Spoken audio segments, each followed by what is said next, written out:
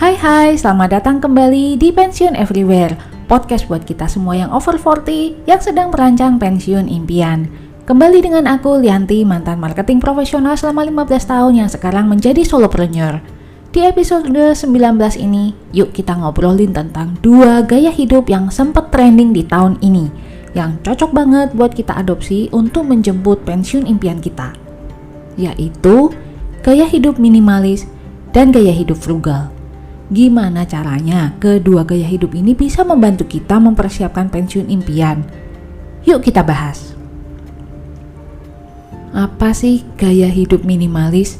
Apakah ini berarti kita nggak boleh punya banyak barang? Apakah kita hanya boleh punya barang dalam jumlah tertentu? Kalau menurut Joshua Becker dari Becoming Minimalist, gaya hidup minimalis ini adalah gaya hidup yang secara sadar hanya punya barang-barang yang benar-benar bermanfaat atau yang benar-benar sesuai dengan tujuan hidup kita. Emangnya, nggak semua barang yang kita punya itu bermanfaat? Faktanya, sadly no. Baik itu fashion, buku, pajangan, sampai barang elektronik yang kita punya, nggak semuanya bermanfaat, nggak semuanya kepake. Contohnya, ini kisahku. Aku dulu suka banget beli boneka. Wah, kalau ada yang lucu, ada yang gemesin, wah, beli. Sampai punya boneka panda, gajah, beruang, anjing, Doraemon, hamster. Banyak banget sampai kayak kebun binatang. Saking banyaknya boneka-boneka ini yang tadinya jadi teman tidur, akhirnya pindah tempat. Boneka-boneka ini pindah menempati satu kamar kosong sendiri, yang akhirnya jarang aku tengok, nggak aku pakai, dan hanya ditumpuk begitu aja sampai berdebu. Hal yang sama juga terjadi pada buku. Aku suka banget beli buku. Wah, bagus nih topiknya. Beli dulu aja, dibacanya ya entar belakangan. Akhirnya sama, numpuk buku, nggak semuanya dibaca. Hal yang sama lagi nih terjadi dengan bahan-bahan DIY ketika lagi seneng-senengnya bikin skincare sendiri. Beli, kayaknya menarik nih bikin pakai bahan ini itu. Akhirnya nggak semuanya kepake, malah pada jadi expired dan buang-buang uang. Setiap kita mungkin punya masalah over possession di kategori atau jenis barang yang berbeda, tapi aku yakin endingnya tuh sama.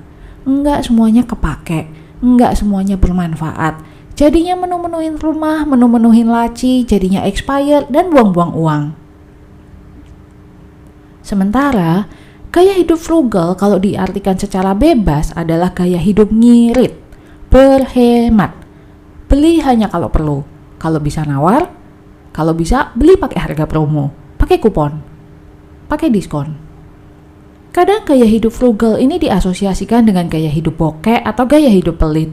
Padahal gaya hidup frugal ini sebetulnya adalah belanja atau membelanjakan uang hanya kalau perlu, mampu, dan secukupnya. Kalau menurut aku, frugal living ini ya gaya hidup yang sadar akan value for money. Bukan beli karena paling murah, tapi beli karena paling worth the money. Aku disadarkan akan konsep belanja value for money ini setelah resign di usia 40. Ketika udah nggak lagi dapat gaji bulanan secara rutin. Dulu ketika masih kerja full time, punya gaji bulanan, wah kalau beli barang mah kalau bisa ya the best brand I can afford. Serum wajah harga 2 juta, bayar. Underwear per lembar harga 500.000 sampai 1 juta, bayar. Pergi ke spa harga jutaan, nggak masalah. Mampu kok, ada uang, ada gaji. Slogannya, aduh jangan kayak orang susah gitu. Dengan tidak adanya gaji bulanan dan dalam kondisi merintis usaha, itu membuat pola pikir dan pola belanjaku berangsur-angsur berubah. Jadi mikir begini, apa emang serum wajah 2 juta itu worth the price? Apa iya sih nggak ada produk lain dengan manfaat dan efek yang sama dengan harga yang lebih murah? Dan aku juga belajar memprioritaskan belanja untuk hal-hal yang memang aku perlukan. Jika memang aku perlu no substitute yang setara, aku akan tetap kok willing membeli kualitas terbaik yang aku mampu bayar dan willing membayar harganya juga. Misalnya ke dokter gigi, kemudian bahan makanan, kemudian sepatu karena aku punya plantar fasciitis, dan hal terkait kesehatan lainnya. Setiap kita akan punya prioritas yang berbeda untuk hal-hal yang kita bersedia bayar best quality we can get. Dan ada hal lain yang kita nggak bersedia bayar mahal-mahal atau malah kita nggak bersedia untuk beli sama sekali. Dan itu wajar. Tapi sebetulnya apa sih kaitan kedua gaya hidup populer tadi dengan persiapan pensiun impian kita? Kenapa banyak artikel finansial dan gaya hidup yang menyarankan pentingnya mengadopsi gaya hidup frugal minimalis untuk persiapan pensiun? Nah, sebetulnya alasannya ada 3 hal. Yang pertama, menambah sanggup pensiun. Menjalankan gaya hidup frugal minimalis artinya kita mengadopsi gaya hidup ngirit. Punya dan beli yang memang kita perlukan aja. Kita nggak belanja demi gengsi. Pengeluaran untuk hal-hal yang menurut kita nggak terlalu penting akan berkurang jauh. Untuk aku yang resign di usia 40 dan mulai merintis usaha sendiri, maka belanja fashion, baju, tas, aksesoris, pajangan rumah, termasuk juga jajan di luar, itu berkurang banget secara signifikan. Yang artinya aku save money dari berkurangnya pengeluaran tadi. Intinya sih, dengan berhemat, belanja hanya yang kita perlukan, yang worth the money, atau istilah kerennya, buy less, choose well. Ini adalah cara kita menambah tabungan untuk pensiun. Alasan yang kedua adalah hemat waktu dan hemat energi. Gaya hidup frugal minimalis berarti kita mengurangi kepemilikan barang karena kita hanya akan memiliki barang-barang yang betul-betul kita perlukan, yang benar-benar akan kita pakai. Kita nggak perlu kok punya 20 pasang sepatu, karena yang kita pakai juga nggak akan 20-20-nya. Kita nggak akan perlu punya 2 lemari penuh baju.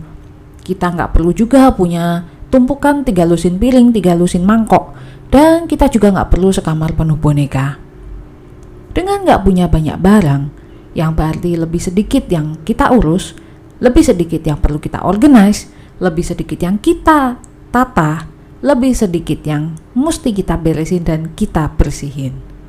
Bebersih rumah jadi lebih simpel, lebih gampang, dan lebih cepat selesai. Kita jadi hemat tenaga dan hemat waktu. Kita bisa punya spare time, waktu luang untuk melakukan hal-hal yang esensial buat persiapan pensiun impian kita. Misalnya, olahraga, masak sendiri, belajar hal baru, atau melakukan hobi yang kita suka. Alasan yang ketiga adalah kita bisa fokus to what matters most. Gaya hidup frugal minimalis membantu kita untuk menyingkirkan distraction, hal-hal yang mengganggu, hal-hal yang nggak worth the value, nggak worth the price, nggak worth the time, yang akhirnya membantu kita untuk bisa fokus pada apa yang benar-benar berarti dalam hidup kita, termasuk kesehatan, keluarga, teman, traveling, dan diri kita sendiri alias self-care, termasuk juga pengembangan diri kita. Uang dan waktu dan tenaga kita tidak habis untuk hal-hal yang gak penting. Dan ini penting banget buat persiapan pensiun di 4 faktor, yaitu persiapan body, mind, social, and financial. Jadi gimana? Sudah siap memulai adopsi gaya hidup frugal minimalis? Di episode ke depan aku masih akan share tentang gaya hidup ini lebih detail, biar persiapan pensiun kita jadi lebih matang dan jadi lebih bermakna. Jangan lupa follow agar tidak ketinggalan episode-episode ke depan. Kalau podcast Pensiun Everywhere ini bermanfaat, kasih kami review bintang 5 agar kami lebih semangat bikin konten persiapan pensiun selanjutnya, dan agar lebih banyak lagi orang terbantu dengan podcast ini. Thank you buat listening, dan see you di episode berikutnya. Bye!